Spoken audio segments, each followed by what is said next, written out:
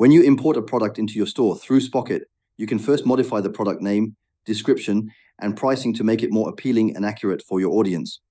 You can also adjust images to ensure they represent the product clearly and professionally. Once these details are customized, you can proceed to publish the product. After publishing, the product can be added to your story by selecting the option to boot it to your story. This allows the product to be highlighted in a visible and organized way.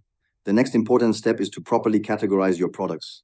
Assigning the right categories ensures that customers can easily find the items they are looking for. Taking the time to carefully prepare product details, images, and categories improves the overall presentation of your store. By keeping your product listings organized and visually appealing, you increase the chances of attracting customer attention and making sales more efficiently. Proper setup of each product is essential for reaching your audience and building a professional online store. Spocket helps you build your dropshipping store in just 5 minutes with AI.